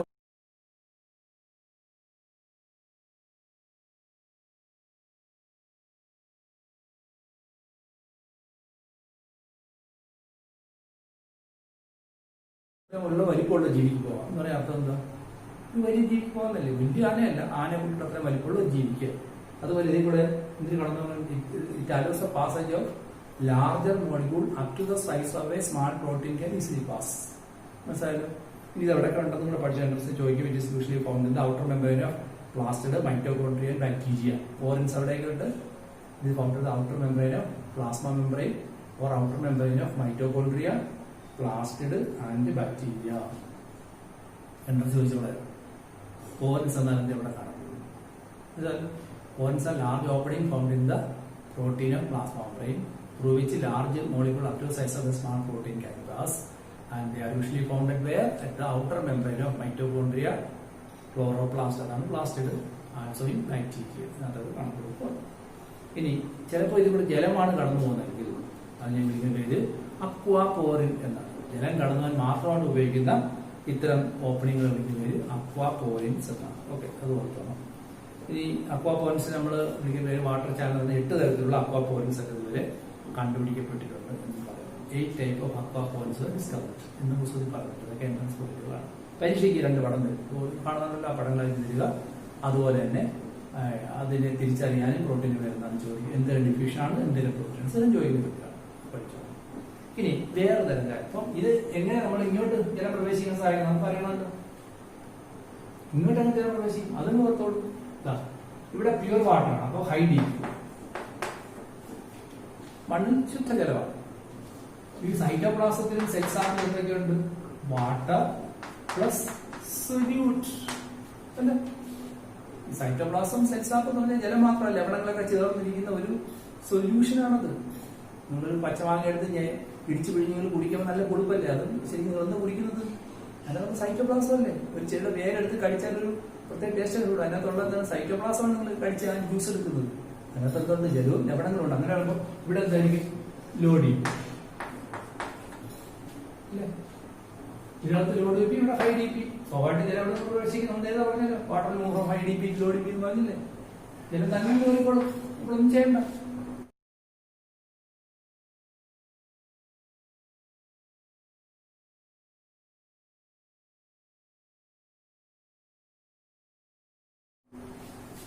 ജലത്തിന്റെ ഗാഢത ഇവിടെ കൂടുതൽ, ഇവിടെ കുറവാണ്, തന്നെ കയറിക്കോളും. Water move from high D P to low D P അല്ലേ? തന്നെ എനർജി വേണം.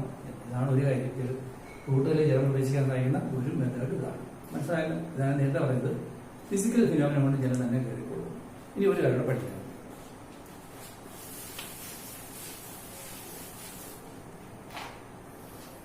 പ്ലാസ്മ മെമ്പറൈൻ ഇപ്പൊ ഇങ്ങനെ വരയ്ക്കാം. അതിനകത്ത് ഇങ്ങനെയുള്ള പ്രോട്ടീൻസ് ഉണ്ട്.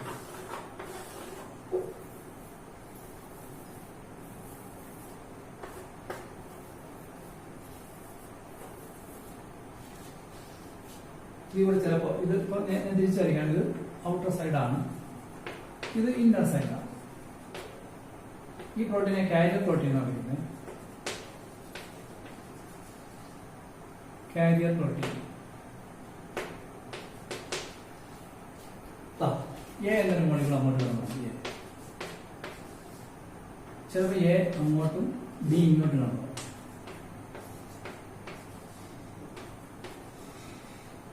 ചിലപ്പോൾ എയും ബിയും ഒന്നിച്ച് കിടക്കും. അങ്ങനെ ഇതെല്ലാം പേരുണ്ട്. ഇത് ഒരു മോളിക്കൂൾ അകത്തോട്ട് ചേർക്കുവാണെങ്കിൽ എ മാത്രമാണ് അകത്തോട്ട് കിടക്കുന്നത്. A is going to inside. It's uniport. രണ്ടെണ്ണം opposite one is called antiport. ഒരെണ്ണം ഇങ്ങോട്ട് ആണെങ്കിൽ ഇറ്റ്സ് കാൾഡ് സിംപോർട്ട്. രണ്ടെണ്ണം ഒന്നിച്ച് പോവുകയാണെങ്കിൽ ഇറ്റ്സ് കാൾഡ് സിംപോർട്ട്. ഒരു മോളിക്കൂൾ ഒറ്റ കടന്നു പോകണമെങ്കിൽ, ഒരു തരം മോളിക്കൂൾ മാത്രമേ കടന്നു പോകണമെങ്കിൽ ഇറ്റ്സ് കാൾഡ് യൂണിപോർട്ട്. ഒരു തരം മോളിക്കൂൾ അങ്ങോട്ട്, ഒരു മോളിക്കൂൾ ഇങ്ങോട്ട് പോകണം ഇറ്റ്സ് കാൾഡ് ആന്റിപോർട്ട്. രണ്ട് തരം മോളിക്കൂൾ ഒന്നിച്ച് കടന്നു പോകണം ഇറ്റ്സ് കാൾഡ് സിംപോർട്ട്. ഒരു മോളിക്കൂൾ ഒന്ന് ചിന്തിക്കരുത്, ഒരു തരം ചിന്തിക്കണം. ഒരു വാതിൽ, സ്കൂളിന്റെ വാതിൽ, ഒരാൺകുട്ടി അങ്ങോട്ട് കടന്നു പോകും, അതനുസരിച്ച് ഇവിടെ യൂണിപോർട്ട്. ഒരാൺകുട്ടി അങ്ങോട്ട് പോകുമ്പോൾ ഒരു പെൺകുട്ടി ഇങ്ങോട്ട് ഇറങ്ങി വരും, അത് ആന്റിപോർട്ട്. ഒരു ആൺകുട്ടി ഒരു പെൺകുട്ടി ഒന്നിച്ച് കയറിപ്പോകും, അത് സിംപോർട്ട്. അങ്ങനെയാണ് ചിന്തിക്കുന്നത്. അല്ലാതെ അങ്ങനെ രണ്ട് ആൺകുട്ടികൾ കടന്നു പോയി കഴിഞ്ഞാൽ അത് സിംപോർട്ട് ആകത്തില്ല, അത് യൂണിപോർട്ട്. മനസ്സിലായി? ഇതും എന്താണ്? ഫാസിലിറ്റി ഡിഫ്യൂഷൻ തന്നെയാണ്. പക്ഷേ ഇവിടെ ഇതിനെ കാരിയർ പ്രോട്ടീൻ എന്നാണ് വിളിക്കുക. ഇത് വളരെ ഇമ്പോർട്ടൻ്റ്. ഇത് പരീക്ഷയ്ക്ക് ചോദിക്കുന്നതാണ്, ഇമ്പോർട്ടൻ്റ്.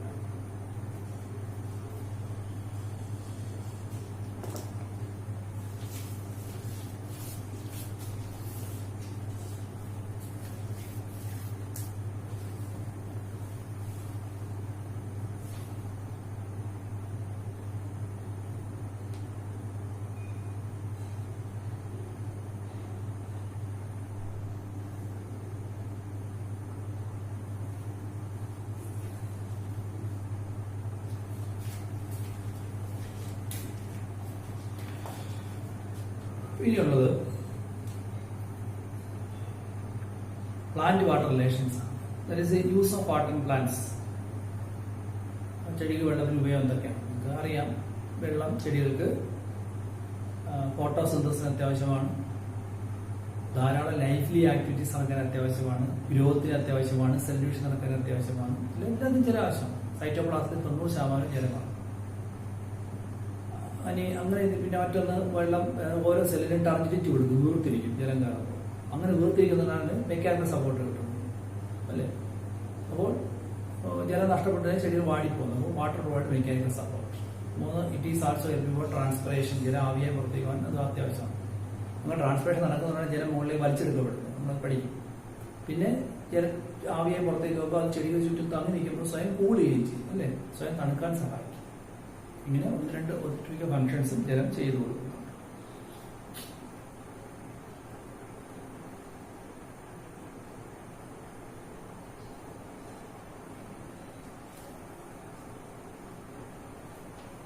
അടുത്ത ആക്റ്റീവ് ട്രാൻസ്പോർട്ട് എന്താണ്? ആക്റ്റീവ് ട്രാൻസ്പോർട്ട് എന്ന് പറഞ്ഞു കഴിഞ്ഞാൽ ഇവിടെ കിടക്കുന്നതുകൊണ്ട് അവിടെ പറയുന്നത് ആക്റ്റീവ് ട്രാൻസ്പോർട്ട് ലവണങ്ങളെ വലിച്ചെടുക്കാൻ ഒരു മെത്തേഡാണ്. ഇതാണ് ആക്റ്റീവ് ട്രാൻസ്പോർട്ട്.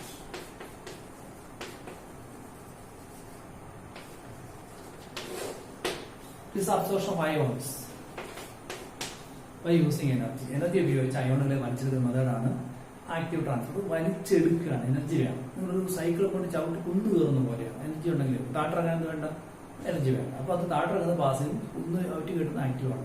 അതുകൊണ്ട് ഇനി അപ്ഹിൽ ട്രാൻസ്പോർട്ട് എന്ന് വിളിക്കുകയാണ്. അപ്ഹിൽ പമ്പൊക്കെ പഠിച്ചാലേ സോഡിയം പമ്പ്, പൊട്ടാസ്യം എന്ന് പറയുന്നത് എനർജി ഉപയോഗിച്ച് വലിച്ചെടുക്കുന്നതിനാണ് ആക്റ്റീവ് ട്രാൻസ്പോർട്ട് അഥവാ പമ്പ് എന്ന് വിളിക്കുന്നത്.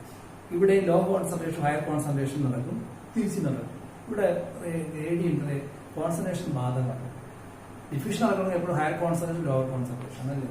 സെന്റ് കുപ്പിയിൽ നിന്ന് പുറത്തേക്ക് അല്ല, പുറത്ത് സെന്റ് കുപ്പിയിലേക്ക് ഒരിക്കലും വരില്ല അല്ലേ. പക്ഷെ ഇവിടെ അങ്ങനെയല്ല. ഇവിടെ എനർജി ഉപയോഗിച്ചായതുകൊണ്ട് കോൺസെൻട്രേഷൻ എവിടെ കൂടുതൽ കുറവൊന്നുമില്ല, ആവശ്യമുള്ളതെല്ലാം കൊണ്ടുപോയി പ്രത്യേകിച്ച്. അതാണ് കണ്ട് എന്ത് active transport. Okay, active transport is occurring along concentration gradients or against concentration gradients, but they need energy. ഇവിടെ എനർജി വേണം അല്ലേ. യൂസിങ് എനർജി വേണം. Energy ആരുള്ളത്? ATP. So it is occurring by the supply of energy ആണ് അല്ലേ. So it is also called as pump എന്ന് വിളിക്കാം. Okay, ഇനി മെംബ്രെയിനുകളെ കുറിച്ച് പഠിക്കാം. 4 മെംബ്രെയിൻ, അത് അത്യാവശ്യം നല്ല ഭാഗം പഠിക്കാൻ. So there are 4 types of membranes. അപ്പോൾ ഇത് കഴിഞ്ഞല്ലോ, ഇത് മനസ്സിലായല്ലോ. അപ്ഹിൽ ട്രാൻസ്പോർട്ട് എന്ന് വിളിക്കുന്നു. എനർജി വേണം, അത് കൊടുക്കുന്ന ATP ആണെന്ന് പറയും. ഇത് ഞാൻ വായിക്കാം, ഇത് ഞാൻ വീണ്ടും ചെറുതായിട്ട് വായിക്കും. ഓക്കെ,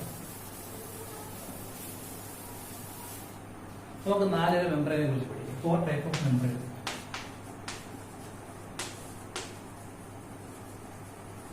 ഒന്ന് പെർമിയബിൾ മെംബ്രെയിൻ.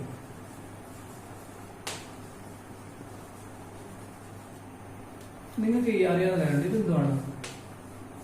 സോൾവെന്റ്.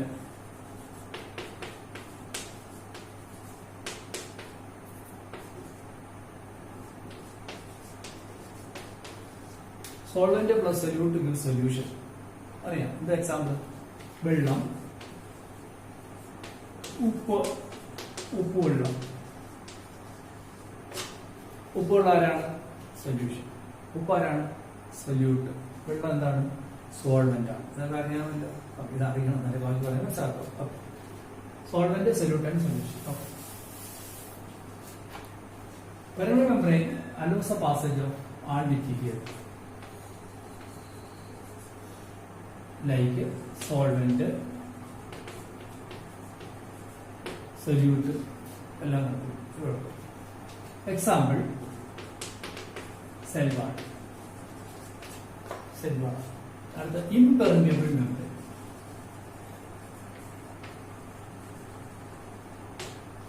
കടത്തി വിടും. ഇത് ഡു നോട്ട് പാസ് ചെയ്ത് ഒന്നിനെ കടത്തുന്നത്. Cell wall example cell wall with lignin. Lignin അടങ്ങിയിട്ടുള്ള സെൽവാളാണ്. ദ്വാരം ഉണ്ടെങ്കിൽ കടന്നു അതല്ലത്. ലിഗ്നിൻ അടങ്ങിയ സെൽവാളാണ് ഇതിനെ കടത്തി വിടുന്നത്. അതുകൊണ്ടാണ് നമ്മുടെ സ്ക്ലീറൻ ഗെയിമർ ട്രക്കീഡും ഫൈബറും ഒന്നിനെ കടത്തി വിടാത്തത്. പക്ഷേ ദ്വാരങ്ങളുണ്ട്, ദാർട്ടിലൂടെ കിടക്കുന്നു. അതല്ല ഉദ്ദേശിച്ചത്. സെൽവാൾ വിത്ത് ലിഗ്നിൻ ആണെങ്കിൽ ഇറ്റ്സ് ആൻ ഇംപെർമിയബിൾ മെമ്പർ. അടുത്തത് സെമി പെർമിയബിൾ മെമ്പർ.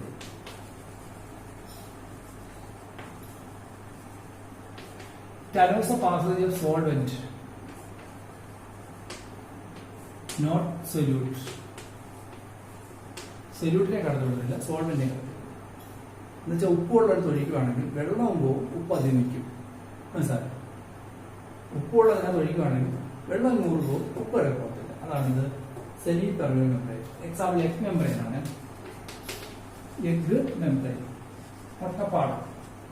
മുട്ടപ്പാട എങ്ങനെ നിങ്ങൾ മുട്ട പിടിക്കേണ്ട അതിന്റെ തോട് പൊട്ടാതെ എടുക്കുക. എന്നിട്ട് അല്ലെങ്കിൽ മുട്ട എടുത്ത് പൊട്ടിച്ചേരാതെല്ലാം മുട്ടത്തോട് എടുത്ത് നിങ്ങൾ വിനാഗിരിയിൽ ഒഴിച്ചു നോക്കുകയാണെങ്കിൽ മുട്ടയുടെ തോടെ നെഞ്ഞു പോകുമ്പോൾ മുട്ടപ്പാട ഇങ്ങനെ ബലൂൺ പോലെ കിട്ടും.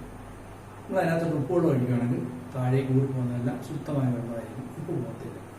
അതാണ് സെമി പെർമിയബിൾ. അടുത്ത സെലക്റ്റീവ്ലി പെർമിയബിൾ മെമ്പറൈൻ.